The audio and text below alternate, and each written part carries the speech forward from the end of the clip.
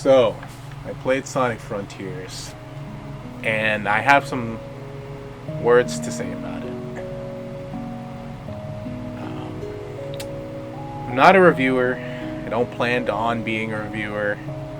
I just like Sonic, or at least I like some parts of Sonic, and I just wanted to give my thoughts on what I played in Frontiers.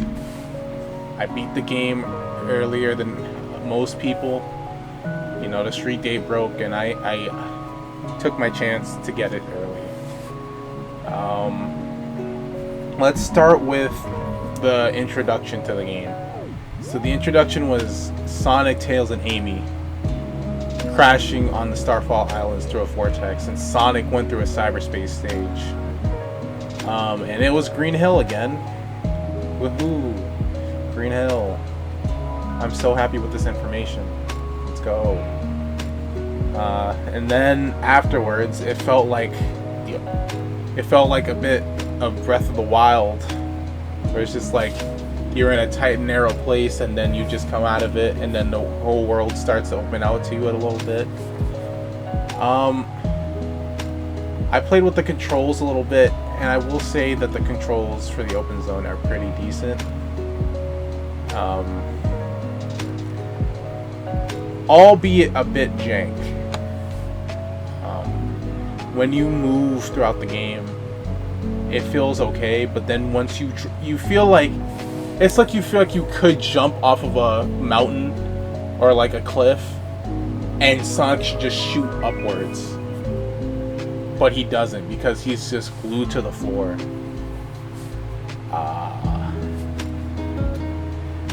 But overall, the Psy-Loop was the new addition to Sonic's moveset, and I gotta say, it was a nice addition.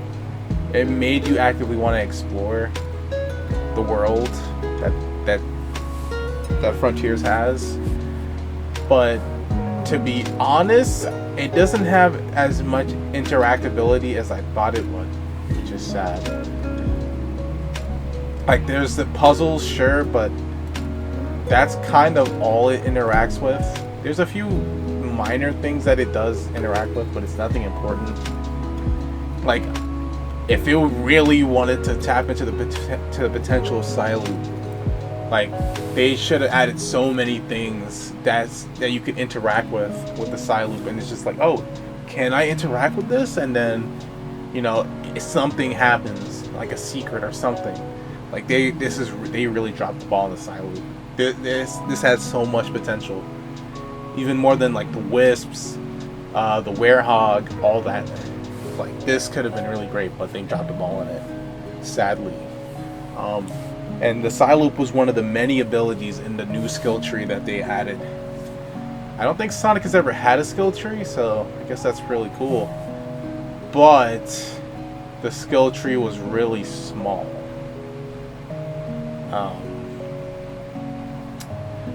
But to be fair, the game is pretty short, which is fine.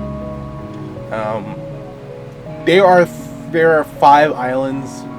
I mean, in reality, it's actually 3 islands. The last 2 islands are actually part of Kronos Island that they stretched out. Sadly, I guess that's why they didn't show Oranos and Rhea Island to the public, because they wanted to hide that, you know, that was actually part of Kronos Island. They were lying. It was not 5 islands, it was 3. Kronos, Ares, and Chaos Island. Where was I going with this? Oh yes, the skill tree. I gotta say, I do like Sonic's combat in this game, but it does feel a lot of like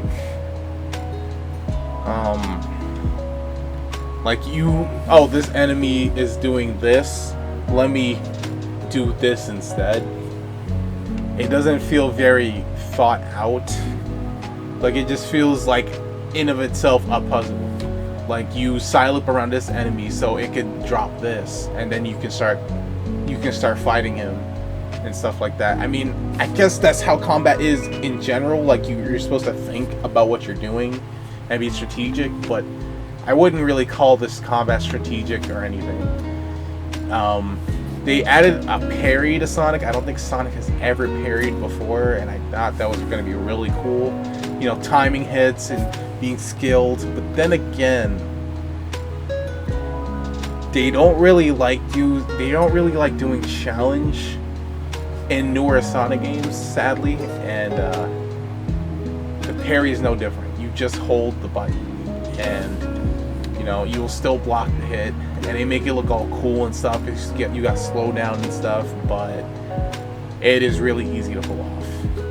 Even in hard mode, hard mode and normal mode really do not feel any different. I would know. I played through both of them. Next, we got cyberspace. Oh boy. Where do I begin with cyberspace? From the very beginning, when they were telling us about cyberspace and how it would reuse old zones again for the 4th time in a row, I was not happy in the slightest. And I knew whatever justification they would have had to add these old zones back would not be enough to justify it. And apparently this time it's Sonic's memories. And to that I say bullshit, because Sonic has been to many other places than Green Hill, Chemical Plant, and Sky Sanctuary. They could have added, if they really wanted to add old zones back, they could have added literally any other place other than these places. They could have added Emerald Hill. You know, they could have added Splash Hill for all I care. They could have added anywhere else, but no, they chose those because those were in Generations.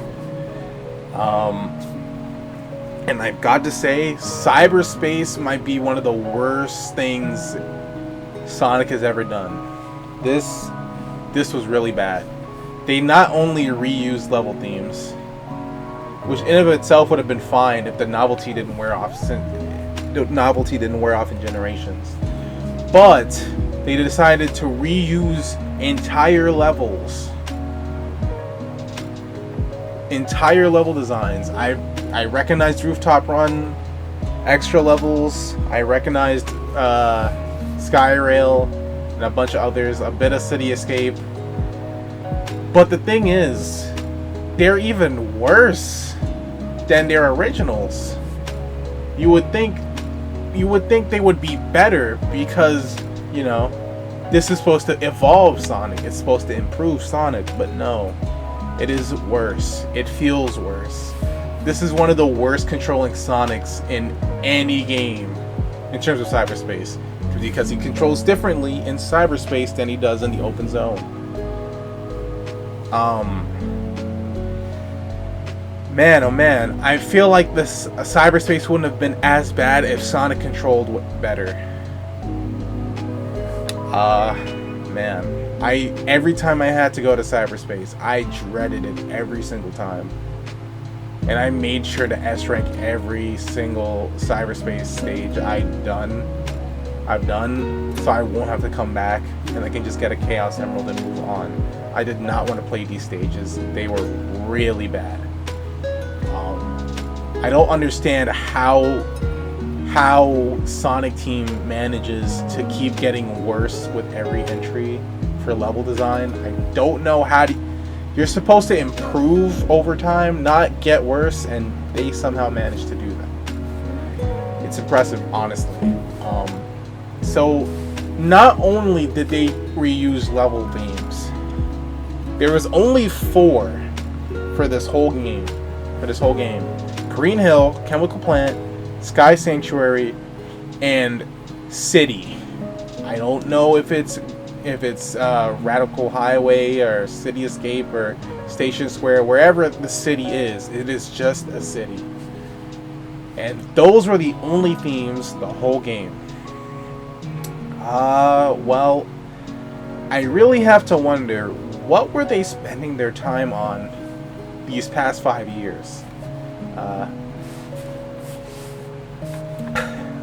They had 5 years to come up with a game. They repackaged old levels and in an open world-ish style game. It just feels like an afterthought. And no disrespect to the developers personally. I'm not trying to attack them, as a lot of people make it seem that any criticism is attacking their character. No, I just think they dropped the ball. They did not do really good with this game in terms of cyberspace. Cyberspace could have been amazing, honestly, but then again, you kind of have to expect that coming from the same team as Forces. I don't know why I expected anything other than that, but I kind of did, and that's my fault. The next thing I'll talk about is the combat. Now, yes, I talked about the combat before, but there's a second part of the combat that I really wanted to talk about, and that is the supersonic combat. The bosses in this game are surprisingly really well thought out, but they are really easy. I will say they are really easy. I like the variety of bosses, but I will say that a lot of them feel very similar to each other. And I know that Sonic games like Colors have reused bosses twice in the same game, but this game kind of has that similar problem where they reuse bosses and they just reskin them and just add like a little variation, make them a bit harder. This game has the same problem. But the supersonic boss fights, now, I really love those. I will say I really enjoyed them. The spectacle of the fights really sold it for me. Especially the second, was it the second boss fight? No. It was the third boss fight with the sword guy. When Sonic took the big ass sword and just started swinging it, that shit was so cool. I'm not gonna lie. That's one thing I do like about the game. The supersonic boss fights were really cool. I will save the final boss fight for the end, because I don't want to get into it yet, because it's part of the story, and that's what I wanted to get into next, is the story. This story, well, there was a lot of expectations riding on the story, because for the past 10 or so years, we have not gotten a good Sonic story. We've had writers for the stories that did not understand Sonic, did not understand who Sonic is, or who all the other characters were. And they did not care about the series' history in the slightest. They mostly just used Sonic and Tails versus Eggman. That's it. No other characters were important. It was just Sonic and Tails' adventures. Basically, the adventures of Sonic the Hedgehog. That was it. But now, they have Sonic, Tails, Knuckles, and Amy.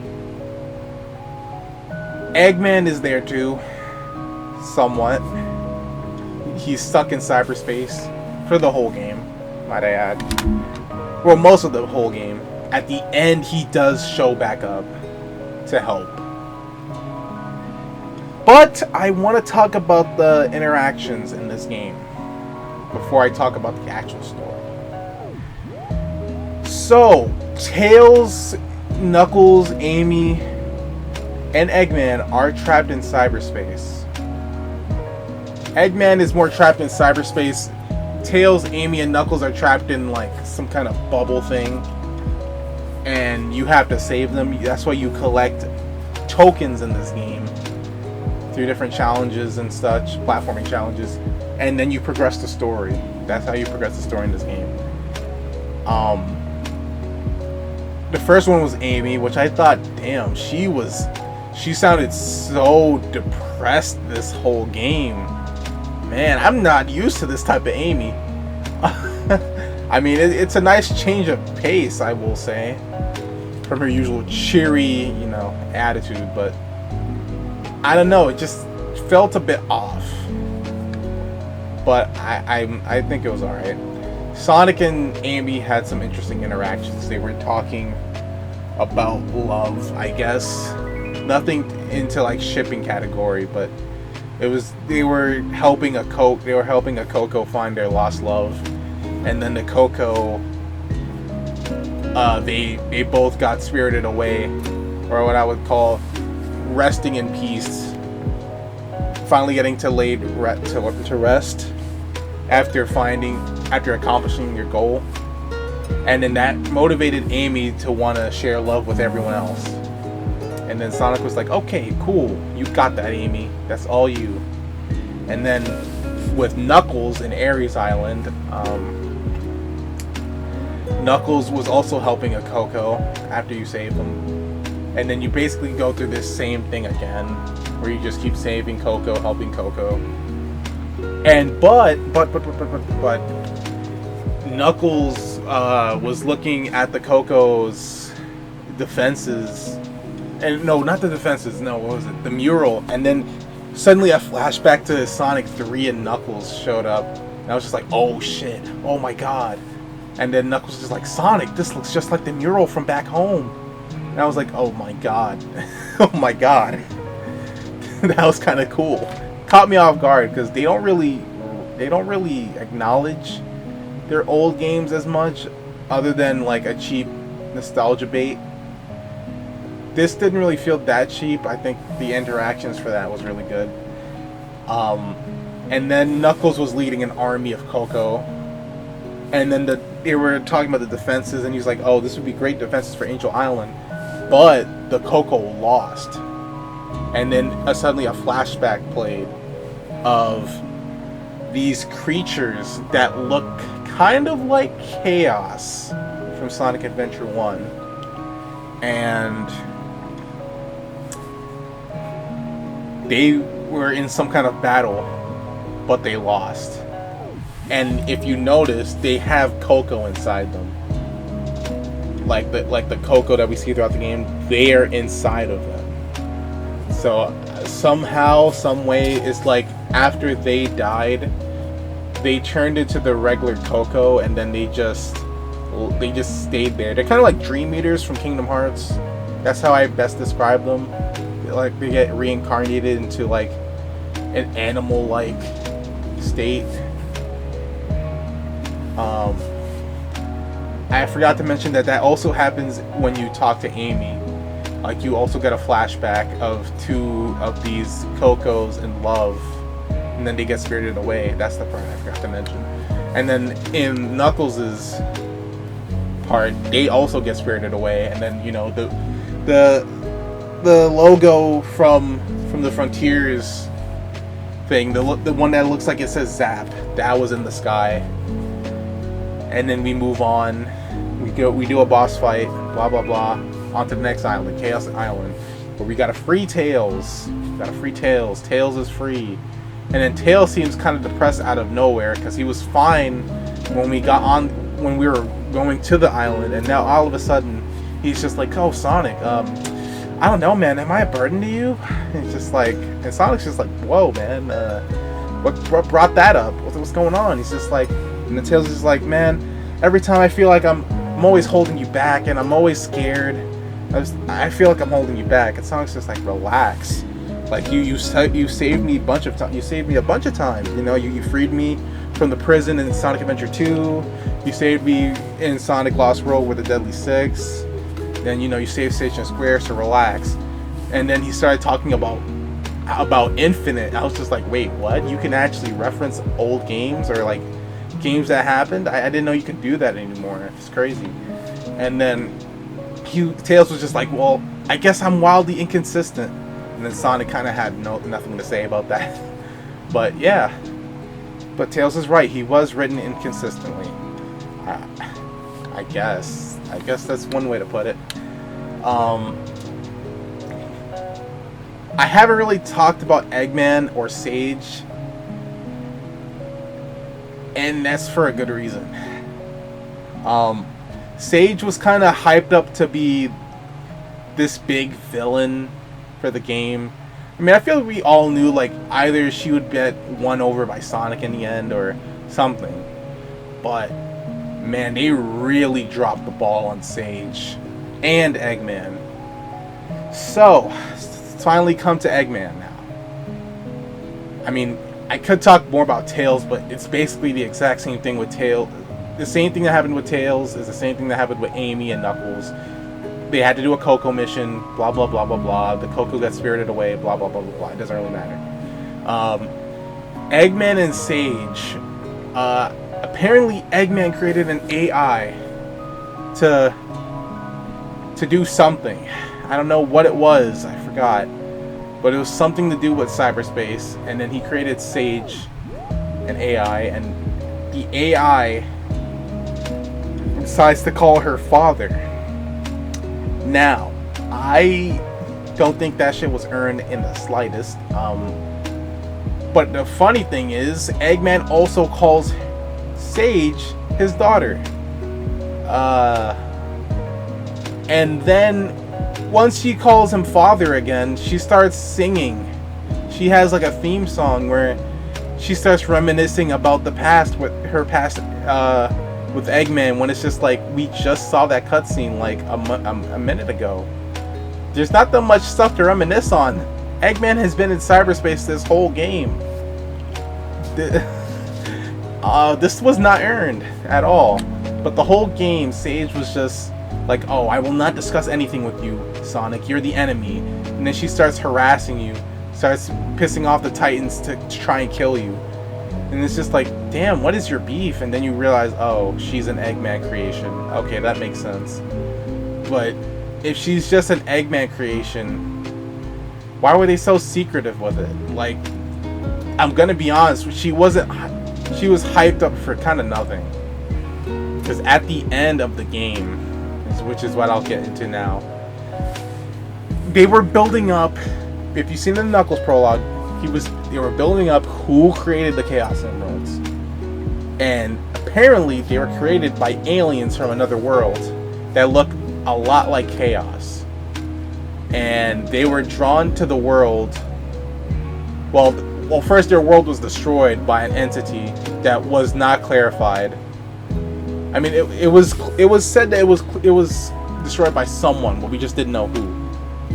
And as the aliens were trying to move to a new world, the Chaos Emeralds that they bring with them was getting drawn to a great power source, which was the Master Emerald. So, yeah, so they decided to land on the Starfall Islands. And that's where they stayed, and they decided to create cyberspace to store all of their data, all their biometrics, their ages, their everything. Everything about them is in cyberspace. And Sage throughout the whole game was just like, oh man, Sonic, you're interesting, but it's sad that you're gonna die in the end, or something like that. And I was just so confused. I'm just like, so what is going on? What's happening? Why does she keep saying this? And, well, apparently this is a Shadow of the Colossus situation, like I predicted. I remember talking to my friends about it before, when it was just like, oh, we gotta destroy the Titans. This feels like Shadow of the Colossus in every sense of the word, where it's just like, in that game, you had to destroy the Titans. You had to destroy the Colossus to save a girl, and then at the end, it was actually, you actually unleashed an evil or something like that. I don't really remember too much, but like, you unleashed an evil, and then the main character died in that game.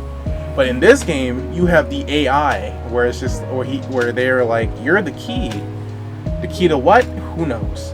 I guess it was the key to unleashing them. The AI was evil. The AI was the one that destroyed their original world, and it followed them to the Starfall Islands. And that's basically where the AI stayed. So the AI decided to be like, yo, Sonic, do me a favor and destroy all the Titans, because those are the defense mechanisms holding me back. Thank you, please. Thank you. And Then at the end, where Sage is just like, "Oh, you gotta leave. Your reckless actions." It's just like, what reckless actions are you talking about? And to be honest, I still don't know what she's talking about. Even at the end of the game, after I've beaten it, I still don't know what she's talking about.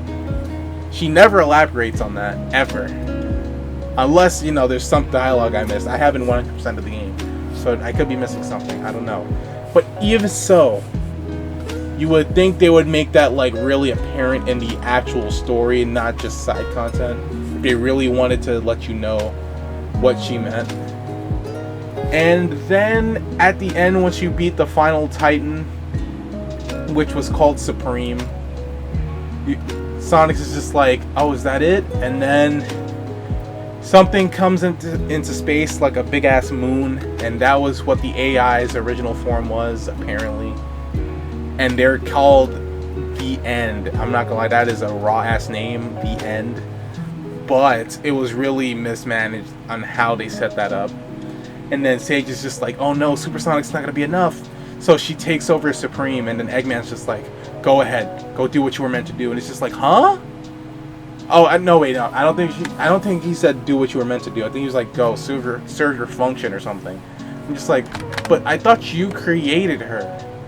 Wasn't her function to? I don't know. Like I said, it was not set up properly.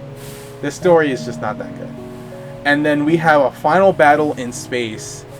If you play on normal mode, if you play on hard mode, you get a shoot 'em up section. That's kind of like the hacking mini games in Chaos Island. And I loved it. I'm not gonna lie, I love that boss, but there was no new form. There was nothing like that.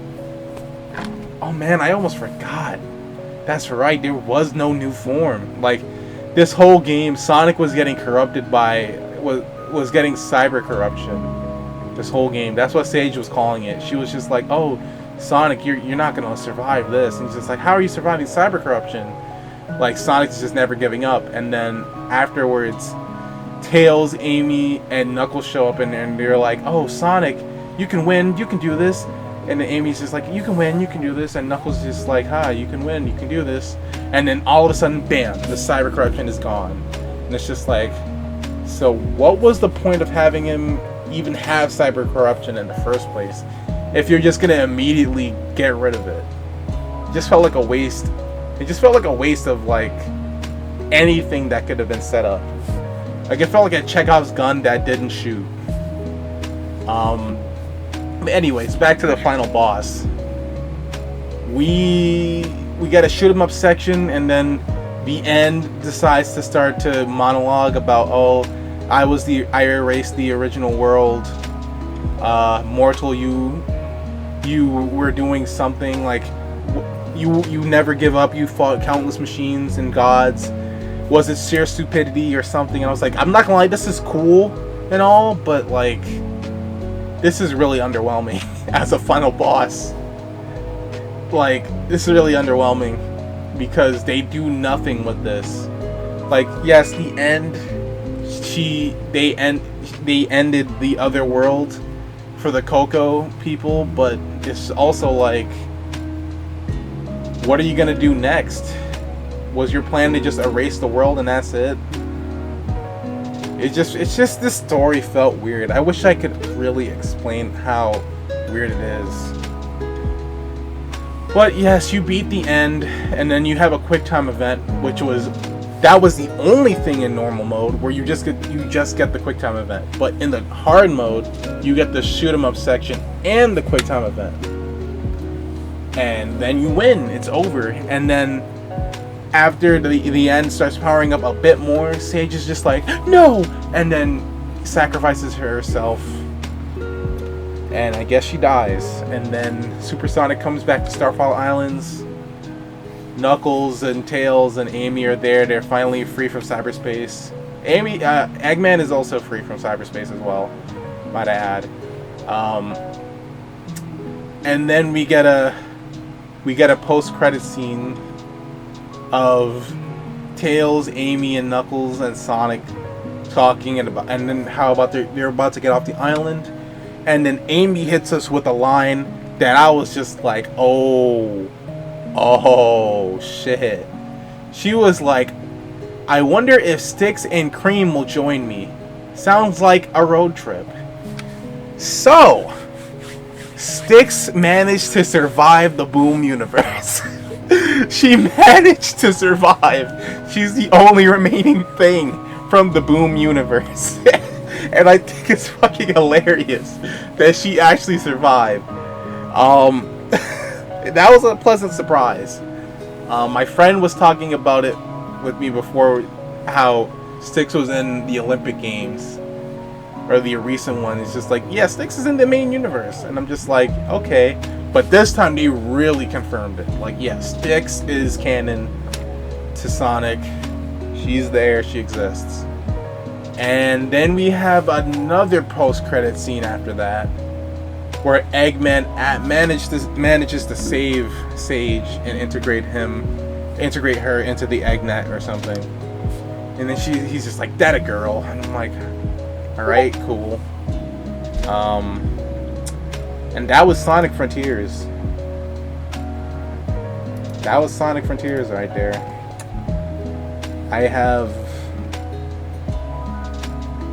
I really have nothing to say afterwards. Like, I'm just so mixed on this game. I don't understand why this had to take 5 years. I don't really understand why this had to take 5 years. I really don't.